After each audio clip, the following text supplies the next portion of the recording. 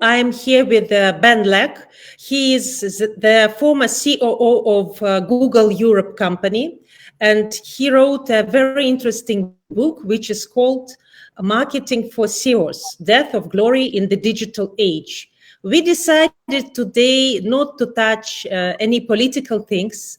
We only want to wish peace to both nations, which are in difficult situation, and definitely we want to wish peace to our planet, since the planet is very small.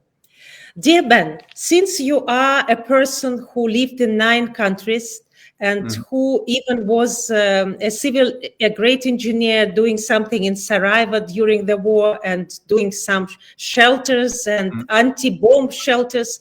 So you are the person who saw the world from different perspectives. So you have experience. You didn't sit in the box and saw only one part of the world. What you will recommend to people who now losing their jobs, losing the stability, losing the life that get used to for 30 years, and now they are in a very unstable situation. How to find a new job, how to find the new place if you were fired, because even if you are a refugee, you need to survive. You cannot go to somebody's house and say, you know, Ben, you are a very rich guy, give me money, give me $2,000 every month. You will say me, you know, Olga, I can give you 1 month, 2 months, and maybe even not that, but then you have to move on. You know, how to find the opportunities, even though it looks like there are no opportunities at the moment. Yeah, so obviously you're right. It's tough times for a lot of people, but I assume most people on this call speak English because we're speaking in English and have access to the internet. And quite frankly, those are the two most important things to find work. There are these. The world of work is changing so fast, especially since lockdown began. So more and more people obviously started working from home. But even though things like coronavirus are over or lockdowns are over, people are still working from home. What that means is more and more people are working for employers in other countries. More and more people are working for themselves. You're working for a variety of clients, maybe startups, maybe big corporates, maybe individuals. But basically, there are lots and lots of platforms out there that help you find work. There are lots of communities out there that will help you retrain, redesign yourselves. At the Portfolio Collective, we do that. A lot of people who are maybe want to change out of a corporate career to be a more independent. But there are lots of ways. Don't despair. As long as you've got internet and you speak English, there are plenty of opportunities all over the world. I see. The other question, maybe it's not connected to your direct job since you're the specialist and guru in marketing. How to stop this aggression, not to become, love one nation, hate other nation, looking for war news and everything. At the end of the day, you have no time to work. And also you don't have any strength to work because you're exhausted. How to avoid that situation? It's hard, isn't it? One of the things is to not keep the news on all day because it can be quite depressing. I've turned off a lot of notifications on social media at the moment so that I can concentrate on other things, which just compartmentalize it, which is not to say shut it off. It's to say only give a certain amount of time each day to things going on in other parts of the world so that you can focus on family and work and health and other things. So that's kind of one. And in terms of attitude, I think it's dangerous for anyone to get into a hating mentality. And you could say that in an individual relationship, husband and wife, it's dangerous. On a national level, it just doesn't help anyone hate, I don't think. And so, the way, look what's going on now. This is not the Russian people doing what they're doing. It's basically some crazy stuff with a few crazy individuals. And, most other people would rather not be at war, would rather be at peace, looking after their families and building a better society. I understand that. If we go back to your book, Death of Glory in the Digital Age, you mean that you cannot hide anything, or you mean that you are not like glorious as before? Why that there is the death of glory?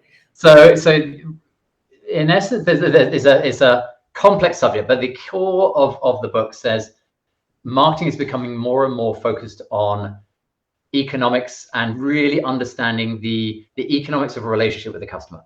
So how much does it cost you to meet a customer? How much does it cost you to go on a journey with them? How much revenue do you make? How much do you have to spend to have a relationship with them? And Are you talking now about big corporations, Ben, or it's also relevant to small one? Almost all companies, unless they get all their business through word of mouth, in which case you're still fine. But if you need to do marketing, which as most companies get bigger, they need to do, and even small ones do it.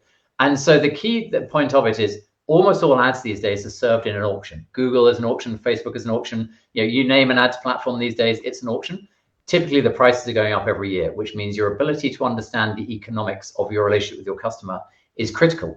If you are not very good, if you still do that mass marketing, one ad for everyone, irrespective of who they are, the return on investment on your ad spend gets so bad that one day you get priced out of the market. And if you can't acquire customers and you can't talk to customers, your company dies.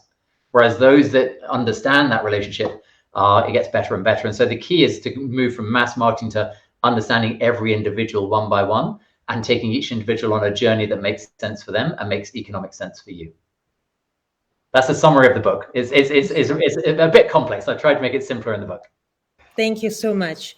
Marketing for CEOs. CEOs. What is that marketing for sales? Now it's interesting era when everybody's doing marketing. If you meet that almost every person, there is marketing manager, there is the CEO who is doing marketing, there is any worker, he said, I'm involved in marketing. So even there, it's a kind of jobless person, because if you do nothing, you can say, I do marketing. What is marketing for CEOs? So the trigger for me writing the book, I didn't have a plan to write a book. I'm an engineer. Engineers don't write books unless it's about engineering. So I wasn't planning to write a book, but I was living in the US at the time. I was 2015, and I had lots of friends who were CEOs, and they would come to me and say, Ben, I'm planning to fire my chief marketing officer. And I'd say, why? And they say, well, because they're a dinosaur. He or she is a dinosaur.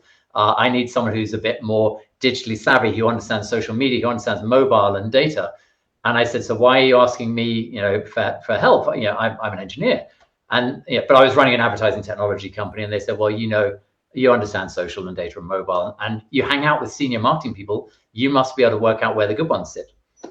And I thought, okay, that's kind of helpful, but I'm not a headhunter. And anyway, so I would chat to these people, often over a beer. And with CEO number 6, it was actually the CEO of AMC, it's the biggest cinema chain in America. And I said, I'm going to help you by finding a book on the future of marketing. And if you read that, you'll be able to hire a great chief marketing officer. And we looked on Amazon, we looked on Google, we couldn't find a book. There were lots of books on marketing, but nothing that said, in a world where everything's changing, what exactly is marketing? And how do you pick a good marketing leader? And how do you sort of run good marketing? So I hate to see problems unsolved. What do you mean? There was not a single book? There are thousands of books on that topic. There were books on how to build a brand. That's a known science. There are books around how to get your website on page 1 of Google. But there was nothing that said, in a world of overwhelming data, when the mobile is the primary screen to interact with the customer, when social media is dominant, what does that mean for marketing? What stays the same and what's changed? And the reality is, over half of marketing has changed in this new world. And no one had written a book about what marketing actually had become or what was becoming. And so I said, right, I'm going to paint a picture, and I'm going to write the book for CEOs, for CFOs, and for board members to say, what should you expect from marketing? How do you pick a good marketing leader? A fun chapter in it is, should I fire my CMO? And there's a checklist of whether you should fire your CMO or not. And the next chapter was, if you just concluded yes, how do you find a better one? And so it was very much read. In fact, the most people that read it were marketing leaders who wanted to avoid getting fired by trying to future-proof themselves. But as I understood, that most of the owners of the company, they also should be involved in the marketing, because it is one of the most important things. You cannot neglect it. You cannot say, I don't care about marketing. Then you can say, I don't care about sales. Then you can say, I don't care about money. Then you can say, I don't care about business, isn't it? Yeah. So if you're in a consumer-facing company, then you could argue everyone's in marketing, because ultimately everything you make or touch or do touches a consumer. There are some B2B companies maybe where not everyone needs care. If you're a mining company, there's probably some people don't care about the customers. They just care about the mine. But yes, in a lot of the big, famous, valuable digital companies, everyone, one way or another, is trying to make people's lives better, which ultimately means somehow you're in marketing. Whether that's product development, that's kind of marketing. It's helping understand people's behaviors and work out how to make it better. Engineering, you're building the product that makes people's lives better. Marketing, you're doing marketing, sales. It's a form of marketing, really. So yes, for the big digital companies, somehow everyone touches marketing. As a person who lived in 9 countries, and I think that you visited around 20 countries. So being an engineer and even being in Sarajevo and looking at this difficult political situation in the world that can affect most of the countries, being in Europe, maybe it will not affect USA, but others, they will affect too much. What you will think, since it's a very turbulent time, for people who are very nervous or for people who cannot find what they should do, what you will recommend for them to do? I guess there's 2 forms of nerves. Is it the people around Europe who are nervous, or the people who are in Ukraine who are nervous? I mean, there's different stories for those. If I start with the people around Europe, it's either work out what to do or work out how to stop it happening again, really. So what can you do? And people are volunteering all over the place, whether it's giving money, giving a spare room to a refugee, sending supplies. There's lots of people these days jumping in a truck and taking stuff to refugee camps. So it's either what can you do now or what can you do to prevent it in the future. And that comes around making sure you stay aware of what's going on in the world, vote for responsible governments, make sure that society becomes fair and inclusive and not angry and divisive. Now that's for most of people.